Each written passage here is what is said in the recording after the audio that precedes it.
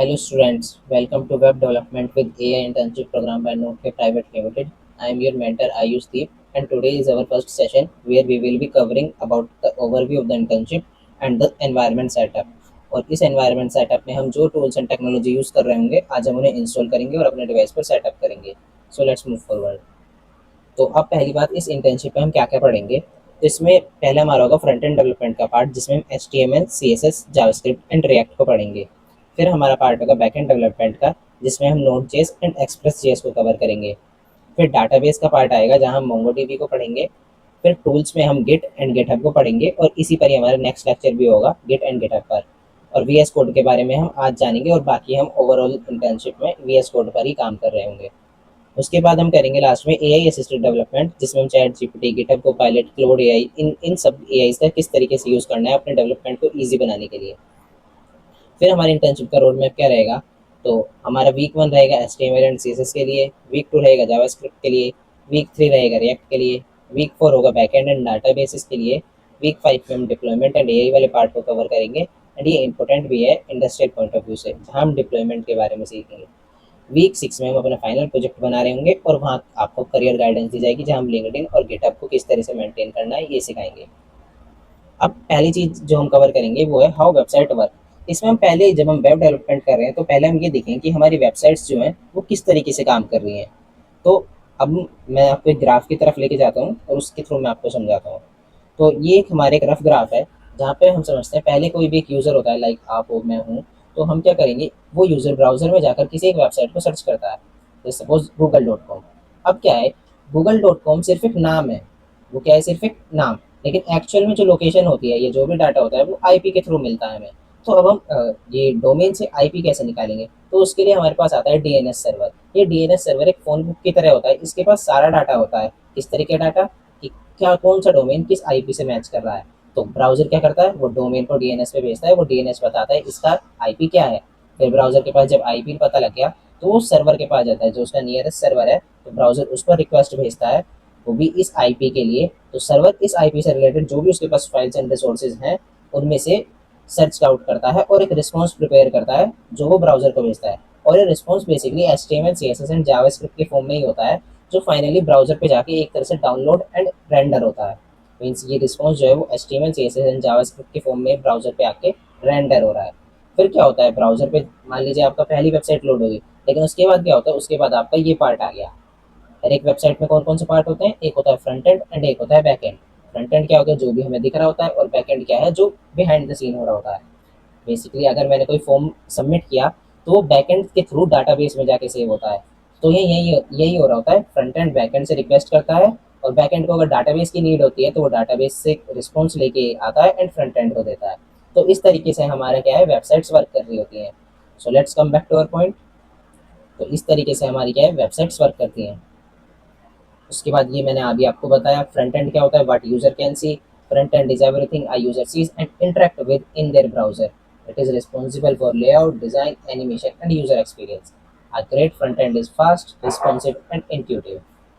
उसके बाद front end element के कुछ एग्जांपल हो गए बटन, इमेजेस में news forms and pages. Technologies front end की ये हमने डिस्कस कर लिया. HTML से हमारे किसी वेब पेज का स्ट्रक्चर बनता है. CSS क्या है उसकी स्टाइलिंग्स एंड कलर्स को कंट्रोल करता है. JavaScript interactive and dynamic nature लेके आता है. अब रिएक्ट इन तीनों से थोड़ा अलग होता है. रिएक्ट एक लाइब्रेरी होती है जिससे हम कंपोनेंट बनाते हैं. कंपोनेंट के थ्रू अपना फ्रंट एंड क्रिएट करते हैं और ये अभी हम आगे अपने थर्ड वीक में पढ़ेंगे.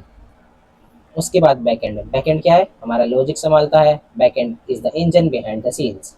User never see it directly but it powers everything from logging you into processing your orders. It receive request from the front end, applies business logic and return the right data. यही मैंने आपको बताया था. Front back and क्या करता है front end से request लेता है अपना लॉजिक लगाता है और वो डाटा लाकर फ्रंट एंड को देता है और फ्रंट एंड वो हमें शो करता है. अब बैक एंड क्या क्या क्या लॉजिक हैंडल करता है ये सिर्फ एग्जांपल्स हैं. मतलब और भी काम करता है बैक एंड. लॉगिन या रजिस्ट्रेशन हम कर रहे होते हैं वो बैक एंड के थ्रू होता है. ऑथेंटिकेशन या कुछ रेस्ट्रिक्शन अगर लगते हैं जस्ट लाइक लॉगिन में आपको वो दिखाता है कि एक कि पासवर्ड जो भी आप जनरेट कर रहे हो वो इस तरीके की मीन्स इतने कैरेक्टर होने चाहिए इतने लेटर होने चाहिए. तो वो भी हम बैक एंड के थ्रू रेस्ट्रिक्शंस लगाते हैं. बाकी एपीआईज बनाने का काम भी हम बैक एंड में ही कर रहे होते हैं. उसके अलावा टेक्नोलॉजी जो बैकएंड में यूज़ होती है नोड जेएस एंड एक्सप्रेस जिनके बारे में हम यहाँ पढ़ेंगे. बाकी पाइथन के थ्रू हम जेंगो का भी यूज़ कर सकते हैं बैकएंड में. उसके अलावा अब नेक्स्ट आते हैं डाटाबेसेस पर। डाटाबेस क्या करता है, एक हमारी स्टोरेज है जहाँ पर क्या होता है, हमारी इन्फॉर्मेशन स्टोर होती है। The database is the persistent memory of your application. Every piece of information from user profile to product listing is stored, organized, and retrieved from here. Without a database, your app forgets everything the moment it restarts. Means database में हमारा जो भी data है वो database में store हो रहा होता है। जैसे मैंने किसी भी वेबसाइट पर लॉगिन किया या साइन अप किया तो मेरा डाटा डाटाबेस में स्टोर हो जाता है। अब क्या क्या स्टोर हो सकता है, यूजर डाटा में नेम, ईमेल, पासवर्ड या और भी इंफॉर्मेशन। फिर प्रोडक्ट्स, प्रोडक्ट मीन्स जैसे आप अमेजोन पे कुछ भी प्रोडक्ट डालते हो तो वो सारे प्रोडक्ट्स आपको डाटाबेस के थ्रू ही आ रहे हैं, मीन्स वो डाटाबेस में ही सेव होते हैं, वो वहाँ से आपको ला के दिखाई जा रहे हैं अमेजोन की साइट पर। या ऑर्डर का डाटा हो या मैसेजेस का जो डाटा हो, ये व्हाट्सएप पे जो मैसेजेस होते हैं वो भी हमारे डाटाबेस में ही सेव होते हैं, तभी हमें दिख रहे होते हैं। नहीं तो हम अगर एक बार बंद बंद कर दें तो वो सारा डाटा भी चला जाएगा। तो यहाँ हम इस इंटर्नशिप में हम डाटाबेस में मोंगोडीबी को पढ़ रहे होंगे। मोंगोडीबी के अलग एडवांटेजेस एंड डिसएडवांटेजेस भी हैं, वो हम आगे पढ़ेंगे। फाइनल में हमारी टेक्नोलॉजीज क्या क्या रहेंगी, HTML for front end, CSS for front end, JavaScript for front end, React for front end, Node.js and Express for back end, MongoDB for database, Git and GitHub are our DevOps tools। उसके अलावा work, एक कोई भी एक development process में क्या work flow होता है हमारा, तो वो इस तरीके से होता है कि पहले हम अपना कोड लिखते हैं, फिर हम उसकी टेस्टिंग करते हैं, फिर हम उसे कमिट करते हैं। कमिट का बेसिकली मतलब है सेव करना, और पुश एंड डिप्लॉय का मतलब है वो लाइव करना और यूजर्स के लिए, ताकि और भी लोग उस चेंजेस को देख सकें। इन इन टर्म्स को हम आगे नेक्स्ट लेक्चर में गिट एंड गिटहब वाले लेक्चर में पढ़ेंगे कि कमिट एंड पुश क्या होता है। अब आते हैं अपने टूल्स वाले पार्ट पे कि हम कौन कौन से टूल्स को देख रहे होंगे। तो पहला हमारा टूल है VS कोड, जो कि हमारा कोड एडिटर होगा, जहाँ पर हम कोड लिखेंगे अपना। उसके बाद हम कोई भी ब्राउजर चूज कर सकते हैं, प्रीफर है कि आप क्रोम भी यूज़ करो या फिर आप कोई भी ब्राउजर यूज़ कर सकते हो, ब्रेव हो या एज हो। उसके बाद गिट हमारा कोड का ट्रैक करने के लिए यूज़ होगा। गिटहब हमारा कोड को ऑनलाइन स्टोर करेगा। नोड जेएस हमें सीखना ही है, वो हमारी बैकएंड की लैंग्वेज है। उसके बाद हम कुछ AI टूल्स पढ़ेंगे लास्ट में अपनी इंटर्नशिप के 6th वीक में, जिससे हम अपनी प्रोडक्टिविटी को इंक्रीज करेंगे। अब आते हैं अपने VS कोड पर कि हम VS कोड ही यूज़ क्यों कर रहे हैं। आज के टाइम पे VS code is the best code editor. क्यों? क्योंकि वो लाइट वेट है, फास्ट है, फ्री है, ओपन सोर्स है। और VS कोड की एक सबसे बड़ी बात है, उसके अंदर एक्सटेंशन का सपोर्ट है। उसके अंदर वाइड वेराइटी ऑफ एक्सटेंशन हम यूज़ कर सकते हैं, और एक्सटेंशन हमारे काम को ईजी कर रहे होते हैं। उनके थ्रू हम मल्टीपल लैंग्वेजेस का यूज़ कर सकते हैं, उनके थ्रू हम मल्टीपल AI टूल्स का यूज़ कर सकते हैं। उसके अलावा VS कोड में हम गिटहब का इंटीग्रेशन भी कर सकते हैं, और वो बेटर बनाता है हमारे प्रोग्रामिंग एक्सपीरियंस को या डेवलपमेंट एक्सपीरियंस को। और उसके बारे में हम अभी देख धीरे धीरे करके सीखते हुए चलेंगे। अब आते हैं, अब चलिए हम चलते हैं VS कोड को इंस्टॉल करने। तो अब पहले जाकर हमें क्या करना है, हम अपने किसी भी ब्राउजर में जाकर क्या VS कोड डाउनलोड सर्च कर सकते हैं। It's a very simple process, हमें बस वेबसाइट पे जाना है, और यहाँ पर आपके जो भी है उसके अकॉर्डिंग, या फिर आप इस पर क्लिक करोगे तो आपके सिस्टम के कंपैटिबल जो भी होगा वो अब ऑटोमेटिकली डाउनलोड हो जाएगा। ये मेरा VS कोड इंस्टॉल डाउनलोड हो चुका है। अब मैं इस पर क्लिक करके ओपन करूँगा इसे इंस्टॉल करने के लिए।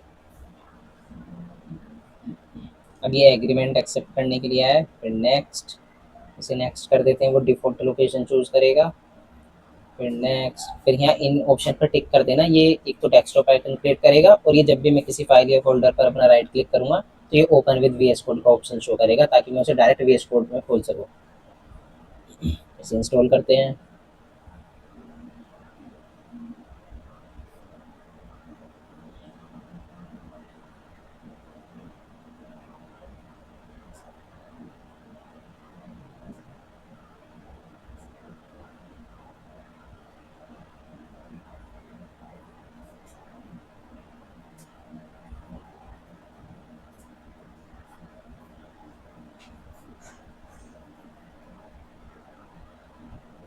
अभी मेरा VS कोड इंस्टॉल हो चुका है, अब मैं इसे लॉन्च कर देता हूँ।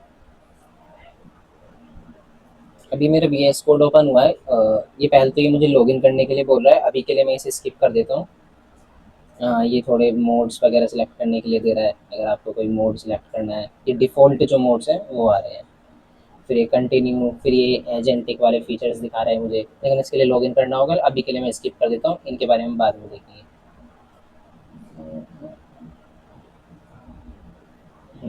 अब ये इस तरीके का मेरा ये वीएस कोड का इंटरफेस है। ये देखने में आपको बहुत सारे ऑप्शंस दिख रहे होंगे अगर आप पहली बार खोल रहे हो तो। ये यहाँ पे वेलकम पेज है या न्यू फाइल, न्यू मतलब ओपन फाइल या ओपन फोल्डर, इस तरह के ऑप्शन आ रहे हैं। फिर इधर ये मुझे एक एजेंट दिख रहा है, मीन्स ये गिटहब को पायलट है। इसे अभी हम एआई से कुछ काम नहीं करेंगे, तो अभी के लिए हम इसे क्लोज कर देते हैं। फिर ऊपर मेरे ये कुछ लेआउट वाले ऑप्शन आ रहे हैं कि लाइक ये वाला साइड बार खुल जाए, नीचे से टर्मिनल वाला पार्ट आ जाए, या फिर यहाँ से मेरा राइट और लेफ्ट वाला पार्ट ओपन या क्लोज हो जाए। फिर ये एक लेआउट का बटन, यहाँ से मैं थोड़ा कस्टमाइज़ कर सकता हूँ अपने, जैसे यहाँ पर अभी एक बार आ रहा था वो आया, मतलब इसे मैं हटा सकता हूँ या ला सकता हूँ। ये मेन्यू बार के लिए है। इस तरीके यहाँ काफ़ी सारे कस्टमाइजेशन के लिए मुझे वो ऑप्शन मिल जाते हैं। मीन्स आप चेकआउट कर सकते हो इन्हें, बाकी मैं अभी डिफ़ॉल्ट पर ही रखूँगा। आप इन्हें चेकआउट कर सकते हो, बाकी मैं अभी के लिए इसे डिफ़ॉल्ट पर ही रखता हूँ। अब ये मेरे ऊपर ये मेन्यू बार वाले ऑप्शन है, जहाँ फाइल है, फाइल में मैं आपको रिकमेंड करूँगा आप ये ऑटो सेव वाला ऑप्शन ऑन करके रखो। ये आपके लिए बेटर रहेगा। मीन्स आप जब भी कोई चेंज कर रहे होगे किसी फाइल में, तो वो डायरेक्टली आपका सेव होता रहेगा, आपको मैनुअली उसे सेव करने की नीड नहीं होगी। बाकी एडिट है, आपका सिलेक्शन है, व्यू है, गो, रन, इन सब की आपको इतनी ज़्यादा नीड पड़ेगी नहीं। फिर आपको टर्मिनल वाले ऑप्शन की नीड पड़ेगी आगे जाकर, अभी के लिए आपको इनकी नीड नहीं पड़ेगी। फिर ये आपको ये वाला आपका पार्ट बहुत ज़्यादा इंपॉर्टेंट है, ये जो लेफ्ट साइड में आपको बार दिखता है, ये पहला वाला है आपका एक्सप्लोरर।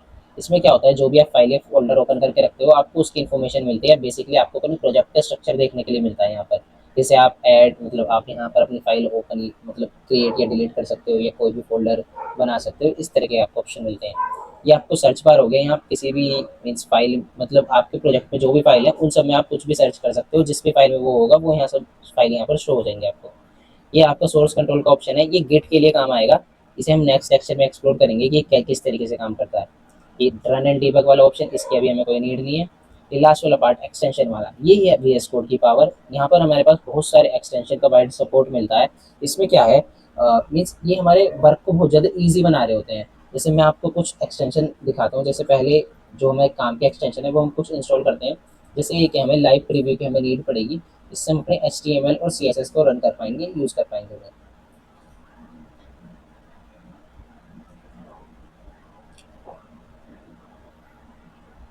इसके अलावा आप एक एक्सटेंशन इंस्टॉल कर सकते हो, ऑटो रिन्यू। इसका भी मैं अभी आपको यूज़ सिखाऊंगा, अभी आप इसे इंस्टॉल कर लीजिए ऑटो रिन्यू। और फिर आप एक इंस्टॉल करिए प्रीटियर। ये हमारे कोड की फॉर्मेटिंग में काम आएगा।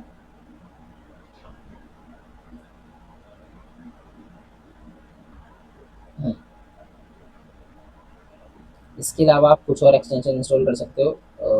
चलो पहले अभी हम इन्हें एक्सप्लोर करते हैं। अभी मैं क्या करता हूँ, अभी मैं कोई भी एक फ़ोल्डर ओपन कर लेता हूँ। अ, मैं जैसे गया, मैं अभी डाउनलोड में जाके एक फ़ोल्डर, न्यू फ़ोल्डर क्रिएट कर देता हूँ मैं। नोट लिया इंटर्नशिप के नाम से, ये मैंने एक फ़ोल्डर क्रिएट किया और मैं उसे सिलेक्ट कर देता हूँ। अभी क्या है, अब ये मेरा ये फ़ोल्डर ओपन हुआ, पहले ट्रस्ट करने के लिए आ रहा है, मैं इसे टेस्ट करता हूँ। अब ये मेरा फ़ोल्डर ओपन हो गया है। अब यहाँ मुझे ऑप्शन आ रहा है पहले न्यू फाइल क्रिएट करने का, या न्यू फ़ोल्डर क्रिएट करने का, या रिफ्रेश करने का, और एक कोलैप्स, मीन्स इसे मैं क्लिक करूँगा तो सारे मेरे फ़ोल्डर्स बंद हो जाएंगे। अब मैं क्या करता हूँ, अभी मैं एक फ़ाइल क्रिएट करता हूँ, index.html। जैसे ही मैं एंटर मारता हूँ तो ये मेरी एक फ़ाइल क्रिएट हो गई है, एक HTML फाइल क्रिएट हो गई है। अब एक और चीज़ हमें ये VS कोड में मिलती है, वो है हमारा एमेट।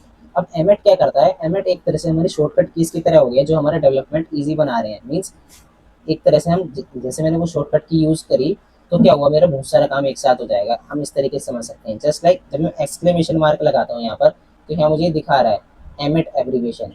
अब यहाँ मैं देखता हूँ तो ये क्या करता है, मेरा ये मेरा एक HTML फाइल का एक बॉयलर प्लेट कोड जनरेट करता है। बॉयलर प्लेट कोड क्या होता है, वो होता है एक बेसिक स्ट्रक्चर वाला कोड। तो जैसे ही मैं एक्सक्लेमेशन मार्क लगाकर एंटर करता हूँ तो ये मेरा एक बॉयलर प्लेट कोड जनरेट हो जाता है यहाँ पर, जो कि मेरा रेडी टू रन होता है। अभी मैं इसे क्लोज करता हूँ। हाँ, अब जैसे यहाँ मैं अब अपना HTML लिखता हूँ। अब जैसे आपने देखा, जैसे ही यहाँ मैंने H1 लिखा, मैंने क्या किया, मैंने H1 लिखा, तो तुरंत क्या हुआ, मेरा इसका क्लोजिंग टैग अपने आप आ गया। ये भी मेरा ये VS कोड की पावर है, ये मुझे हेल्प कर रहा है अपनी कोडिंग को लिखने में। अब मैं एक और चीज़ आपको दिखाता हूँ। जैसे अब मैं इसमें ये एरो ब्रैकेट नहीं लगाऊंगा, मैं सीधा H1 लिखूंगा। तो देखिए H1 लिख के यहाँ फिर से आ रहा है कि अगर मैं H1 लिख के एंटर मारूंगा तो ये मुझे क्या करेगा, ये मुझे हेडिंग टैग्स लगा कर दे देगा। मैंने क्लिक किया, ये क्या हुआ, मेरा हेडिंग टैग अपने आप लग गया, मीन्स मुझे ये एरो ब्रैकेट लगाने की जरूरत पड़ी ही नहीं। सिमिलरली अगर मैं पी लिख के एंटर करता हूँ तो ये मेरा पैराग्राफ टैग आ जाएगा। तो ये क्या कर रहा है, ये हमारे एमएट का काम है, ये हमारे डेवलपमेंट को ईजी बना रहा है थ्रू द शॉर्टकट्स। हमें ज़्यादा लिखने की नीड नहीं पड़ रही है। अगर मुझे डिव टैग लगाने हैं तो मैं डायरेक्ट डिव लिख के एंटर मार दूंगा। तो ये क्या है, इस तरीके से हम एमएट का यूज़ कर सकते हैं अपना डेवलपमेंट ईजी बनाने के लिए। अब अभी मैंने आपको एक्सटेंशन इंस्टॉल कराया था लाइव प्रीव्यू। इससे हम क्या करेंगे, इससे हम HTML चलाएंगे। अभी मैंने यहाँ एक लिखा है, मैं लिखता हूँ दिस इज अ हेडिंग। अब क्या है, जब मैंने एक्सटेंशन इंस्टॉल किया तो ये हम मुझे एक छोटा सा ये बटन देता है जो मेरा शो प्रीव्यू। जैसे ही मैं इस पर क्लिक करता हूँ तो ये मुझे इस HTML जो मैंने लिखे इसका प्रीव्यू दे देता है। और ये मेरा लाइव टाइम में हो रहा होता है, रियल टाइम में। जैसे यहाँ मैंने कुछ चेंज किया तो ये मुझे सीधा देखिए यहाँ पर चेंजेस देखने के लिए मिल रहे हैं। अब ये हमारी छोटी स्क्रीन हो गई। अगर मुझे ब्राउजर में जाकर ही खोलना है तो मैं क्या कर सकता हूँ, मैं यहाँ से इस लिंक को कॉपी कर सकता हूँ और अपना जो भी ब्राउजर मुझे चलाना है मैं उसमें जाके इसे पेस्ट कर देता हूँ। तो ये मेरा यहाँ पर भी चलता रहेगा। या फिर मैं क्या कर सकता हूँ, थ्री डॉट पे क्लिक करूँगा और यहाँ ओपन इन एक्सटर्नल ब्राउजर पे क्लिक कर सकता हूँ। तो ये मेरा जो डिफ़ॉल्ट ब्राउजर होगा या जो भी मैं सिलेक्ट करना चाहता हूँ उस पर मैं क्लिक करके खोल सकता हूँ।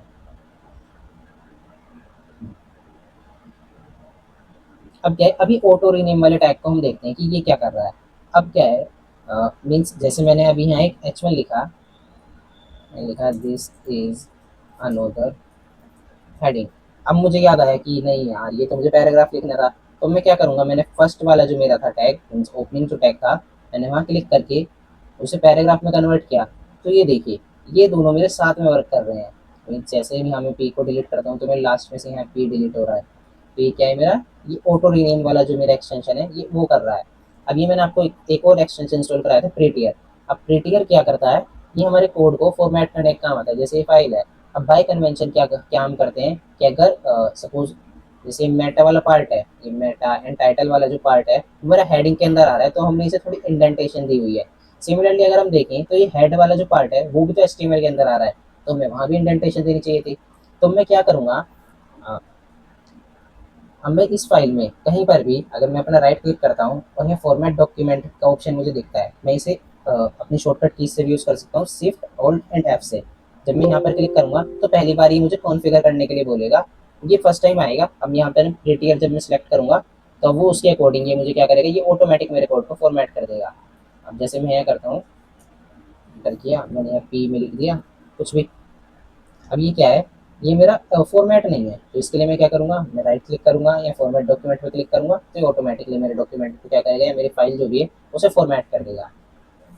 अब एक और चीज़ है, अब ये तो हो गया मेरा एक तरीका। आप सपोज ये वाला पार्ट मेरा एक साथ अंदर है इस तरीके से। सॉरी,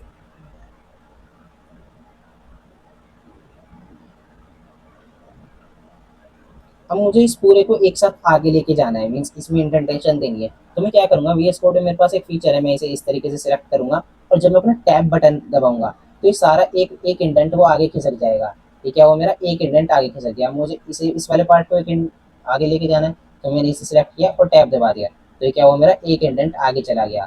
तो ये जस्ट आपको कुछ मैं सिखा रहा हूँ कि कुछ शॉर्टकट्स आपको सीखने के लिए मिल जाए। अब एक कमेंट का भी मैं आपको बताता हूँ। जैसे मैं कोई भी लाइन पे, मैं इस लाइन को मैं सिलेक्ट करता हूँ और अगर मुझे कमेंट करनी है तो मैं क्या करूँगा।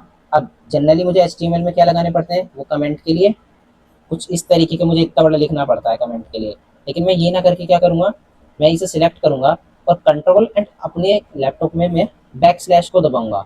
ये आपका एरो की के साइड में जहाँ क्वेश्चन मार्क के साथ जो होती है कि मैं उसे प्रेस करूँगा कंट्रोल के साथ, तो मेरा क्या होगा, अपने आप ही कमेंट लग जाएंगे मेरे। अब चाहे वो कोई भी लैंग्वेज हो, सी हो जावा हो, वो उसके कमेंट को ऑटोमेटिकली लगा देगा। अब क्या है, मैं इस पूरी लाइन को सिलेक्ट करने की मुझे जरूरत नहीं है। अगर मैं इस पर क्लिक करके भी कंट्रोल एंड बैक स्लैश लगाता हूँ तो ये क्या करेगा, मेरा इसे कमेंट कर देगा इस तरीके से।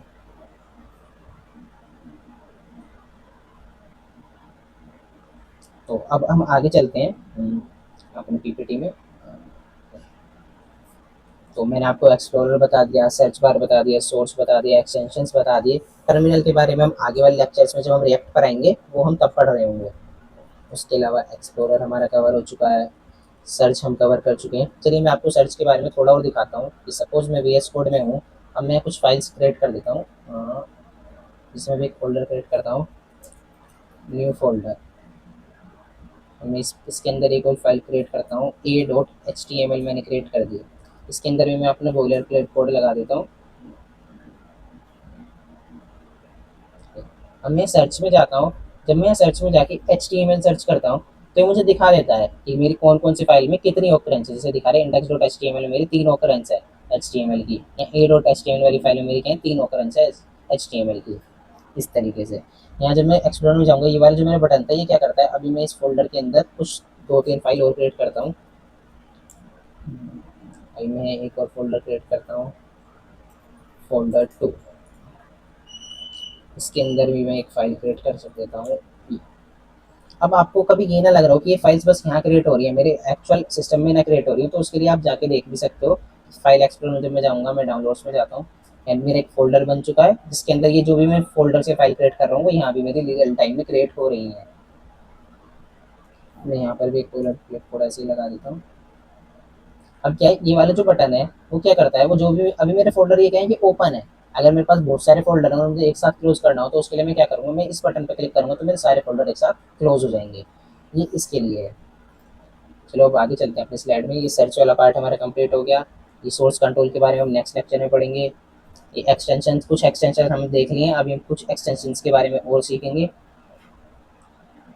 ये टर्मिनल वाला पार्ट हम नेक्स्ट लेक्चर में थोड़ा और अच्छे से कवर करेंगे, और आगे रिएक्ट वाले लेक्चर में हम और ज़्यादा टर्मिनल को एक्सप्लोर करेंगे। ये हमारे कुछ एक्सटेंशन हो गए। प्रीटियर मैंने आपको इंस्टॉल करा दिया, लाइव सर्वर या लाइव प्रीव्यू हम इंस्टॉल कर सकते हैं। ऑटो रीनेम मैंने आपको यूज़ करा दिया। ऑटो क्लोज टैग, अब मीन्स आप जब एमेट यूज़ कर रहे हो तो आपको ऑटो क्लोज की ज़रूरत नहीं है, इस एक्सटेंशन को आपको डाउनलोड करने की नीड नहीं है, क्योंकि एमेट अपने आप ही वो ऑटो क्लोज कर देता है टैग्स को। ये मटेरियल आइकन थीम ये आप इंस्टॉल कर सकते हो। मीन्स जब मैं वी एस कोड में जाऊँगा एक्सटेंशंस में तो मैं एक सर्च कर सकता हूँ मटेरियल आइकन्स। हाँ,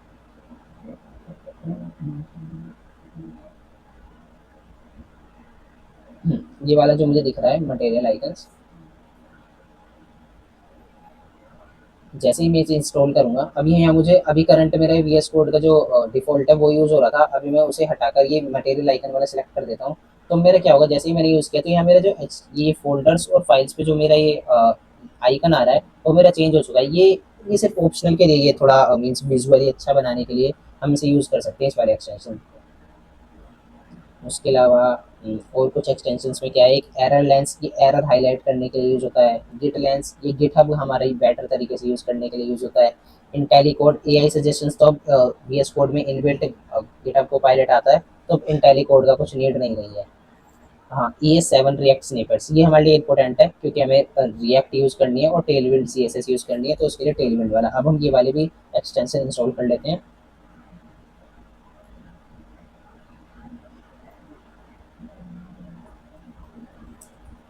एरर लेंस,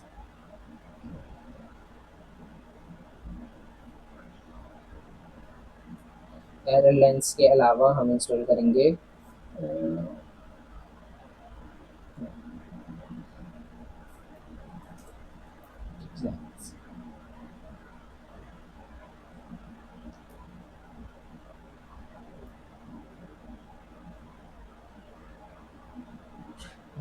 ये गिट लेंस।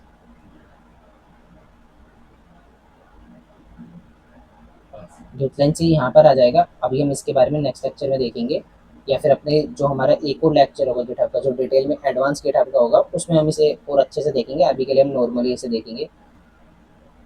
उसके अलावा और जो मैं एक्सटेंशन इंस्टॉल करना था, ES7, ये वाला,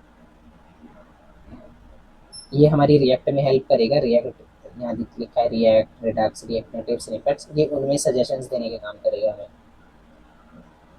उसके अलावा हमें इंस्टॉल करना है, हम रिएक्ट में टेल इवेंट भी अपने देख रहे होंगे, तो उसके लिए हमें Tailwind CSS IntelliSense download करेंगे, टेल इवेंट के सजेशंस देने में हमारी हेल्प करेगा। तो ये हमारे कुछ एक्सटेंशन है जो हमें इंस्टॉल करने हैं अपना डेवलपमेंट ईजी बनाने के लिए। अभी हमारा VS कोड वाला पार्ट जो है वो कंप्लीट हो चुका है। अब हम आगे चलते हैं अपने नोड जेएस के पार्ट में। अब नोड जेएस क्या है, ये हमारा जावास्क्रिप्ट का रन टाइम एनवायरनमेंट है। Basically node and JavaScript are basically same thing, बस क्या है, जावास्क्रिप्ट हमारा फ्रंट एंड में यूज़ हो रहा है एंड नोड क्या है हमारा बैक एंड में यूज़ हो रहा है। अब इनिशियली क्या था, जो हमारी जावास्क्रिप्ट थी वो ब्राउज़र में ही चल सकती थी, वो क्या थी, बस ब्राउज़र में चल सकती थी। लेकिन नोड जेएस में क्या हुआ, हमने उस जावास्क्रिप्ट को ब्राउज़र से बाहर निकाल के रख दिया और अब हम उसे बैकएंड में यूज़ कर सकते हैं। तो उसी को ही हम नोड जेएस बोलते हैं। अब नोड जेएस हमारा बैकएंड डेवलपमेंट के लिए बहुत ज़्यादा इंपॉर्टेंट है। और नोड जेएस के लिए ही हमने मीन्स नोड जेएस में हमने लाइब्रेरीज मीन्स लाइब्रेरी हो या और भी हमें और कुछ एक्स्ट्रा सपोर्ट के लिए हमने कुछ मॉड्यूल जो बनाए, उसके लिए हमने एनपीएम क्रिएट किया था, जिसे हम बोलते हैं नोड पैकेज मैनेजर। अब नोड पैकेज मैनेजर एक तरह से इनिशियली वो नोड का ही प्ले स्टोर था, मीन्स नोड में जो भी हमें यूज करनी है चीज़ें, उनका प्ले स्टोर था। लेकिन धीरे धीरे करके उस पर और एक्स्ट्रा चीज़ें आती गई, जैसे लाइक टेलविंड आई, रिएक्ट आया, नेक्स्ट आया। तो हम नोड ये एनपीएम जो है वो हमारे खाली नोड के लिए ना रहकर ये यूनिवर्सल हो चुका है। तो अब इसकी कोई फुल फॉर्म हम यूज़ नहीं करते हैं। इसमें आगे चलता हूँ, तो अभी ये जो है ये एनपीएम नोड के साथ ऑटोमेटिकली इंस्टॉल होता है। इसमें एनपीएम के अंदर हमारे पास बहुत सारी लाइब्रेरीज है, बहुत सारी चीज़ें हमें मिल जाती हैं जो हमारी हेल्प करते हैं। अब चलिए हम अपना नोड जेएस इंस्टॉल कर लेते हैं, वो हमारे लिए इंपॉर्टेंट होगा। अब मैं जाके लिखता हूँ अपने ब्राउज़र पर नोड जेएस डाउनलोड। यहाँ पर मैं नोड जेएस की ऑफिशियल साइट पे जाता हूँ, node.js.org।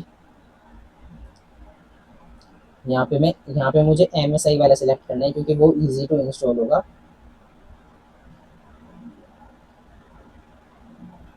जैसे ही मैं इस पर क्लिक करूँगा तो यहाँ मुझे सेटअप विजार्ड आ जाएगा। मैं नेक्स्ट करता हूँ, या मुझे एग्रीमेंट एक्सेप्ट करने के लिए बोलेगा, मैं इसे नेक्स्ट करता हूँ।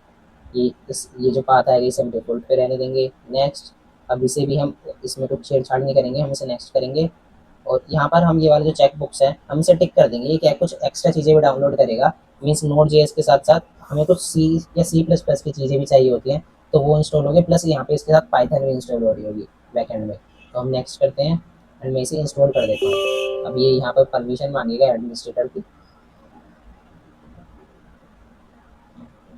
अभी क्या है, नोट जेएस को इंस्टॉल होने में इतना टाइम नहीं लगेगा, वो 1 मिनट, जैसे देखिए यहाँ पर हो गई नोट जेएस इंस्टॉल। लेकिन जैसे ही मैं इसे फिनिश करूंगा, अब ये यहाँ पर मुझे प्रेस फ्रेश आई नहीं टू कंटिन्यू का आया। अभी जो भी एक्स्ट्रा चीज़ें थी वो सब अब यहाँ इंस्टॉल हो रही होंगी, मीन्स या चॉकलेटी या C++ के लिए जो एक्स्ट्रा चीज़ें हमें चाहिए होंगी वो अब यहाँ पर इंस्टॉल होंगी। और उनमें 1 2 5 मिनट भी लग सकते हैं।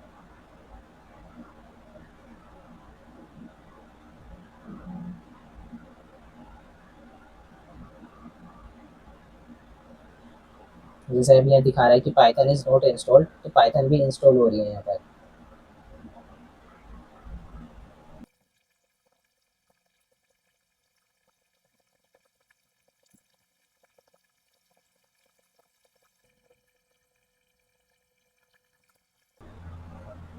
तो मेरी जो नोट जेएस है वो कम्प्लीटली इंस्टॉल हो चुकी है। अब मैं क्या करूँगा, मैं सर्च बार में जाके अपना टर्मिनल या फिर कमांड प्रॉम्प्ट सर्च करूँगा।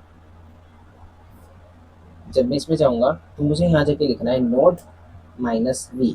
अब अगर यहाँ मुझे वर्जन लिखा हुआ आगे, इसका मतलब है मेरी नोट जेएस सक्सेसफुली इंस्टॉल हो चुकी है। और इसके अलावा हम एक और चीज़ चेक करते हैं, npm-v। अगर ये मेरा आ गया तो मतलब मेरा npm सक्सेसफुली इंस्टॉल हो चुकी है। वैसे तो नोड अगर इंस्टॉल हुई तो npm भी हो ही जाएगा, लेकिन वेरीफाई करने में कुछ नहीं जा रहा है हमारा, तो हम करेंगे।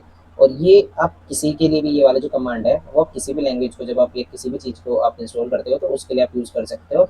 इससे हम पता चल जाता है कि वो सक्सेसफुली इंस्टॉल हुआ है या नहीं हुआ।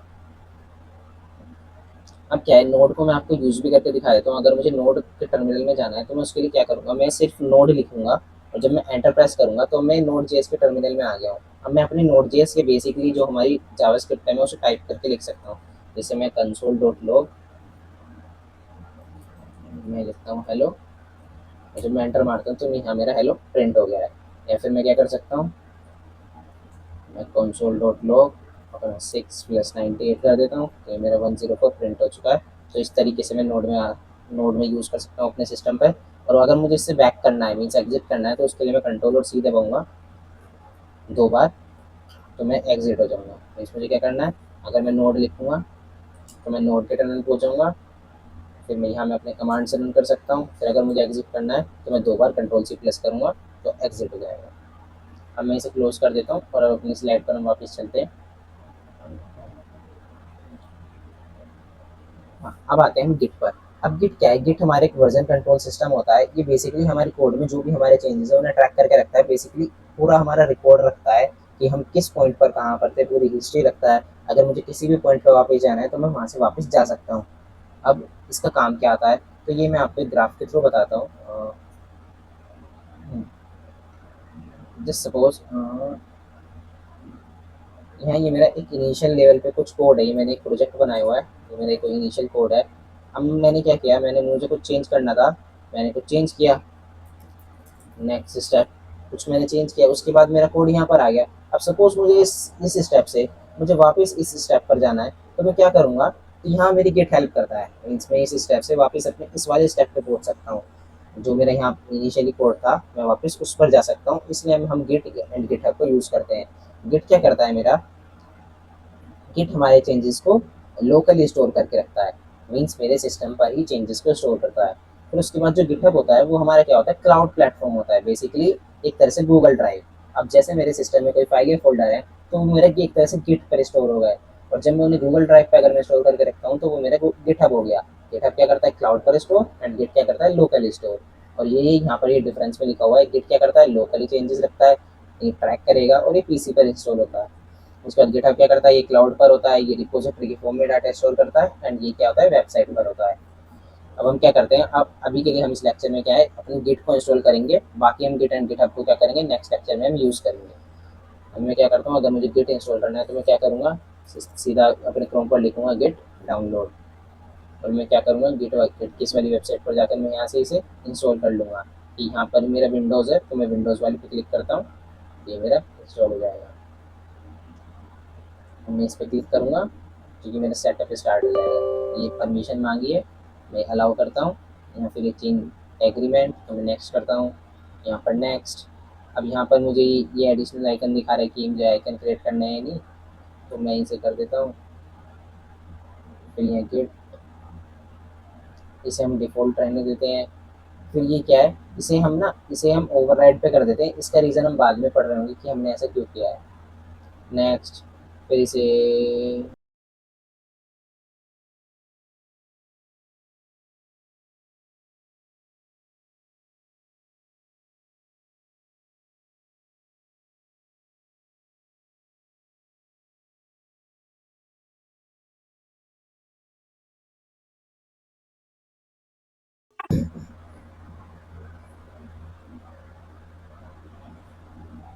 अब क्या है, अभी मेरे सिस्टम पे गिट इंस्टॉल हो चुका है, मैं इसे फिनिश करता हूँ। अभी के लिए मैं इसे एग्जिट करता हूँ, और अब मुझे वेरीफाई करनी है इसके इंस्टॉलेशन, तो मैं क्या करूँगा, अपने फिर से कमांड प्रॉम्प्ट पे जाऊँगा, और यहाँ टाइप करूँगा गिट -v। अभी क्या, ये अगर मुझे यहाँ वर्जन लिखा हुआ आ गया, मीन्स मेरा गिट जो है वो सक्सेसफुली इंस्टॉल हो चुका है। अभी हम गिट एंड गिटहब के बारे में अपने नेक्स्ट नेक्स्ट लेक्चर में पढ़ेंगे कि गिट एंड गिटहब को हम किस तरीके से यूज़ करते हैं, उन्हें किस तरीके से अकाउंट बनाना है अपने सिस्टम में, सेटअप किस तरीके से करना है, वो हम नेक्स्ट सेशन में पढ़ेंगे। अब यहाँ कुछ एआई टूल्स मैंने मेंशन किए हुए हैं कि जो हम आगे पढ़ने वाले हैं, ये हम अपने 5th वीक में पढ़ेंगे। उसके अलावा ये कुछ इनिशियल, इसे स्किप करते हैं। ये आज आपके लिए असाइनमेंट है कि आप अपना वीएस कोड इंस्टॉल करेंगे, नोड जेएस इंस्टॉल करेंगे, एंड गिट इंस्टॉल करेंगे। फिर ये गिटहब अकाउंट वाला हम नेक्स्ट लेक्चर में करेंगे। ये अभी आपको अपना प्रोजेक्ट फोल्डर क्रिएट करना है, आपको कुछ फाइल एचटीएमएल क्रिएट करनी है, और उन्हें टेस्ट करना है लाइव सर्वर के थ्रू। तो हम ये करेंगे, हम नोड जेएस करेंगे, गिट करेंगे, एक अपना प्रोजेक्ट फोल्डर क्रिएट करेंगे, एंड हम लाइव सर्वर को यूज़ करेंगे। तो thank you guys, we will meet in next session.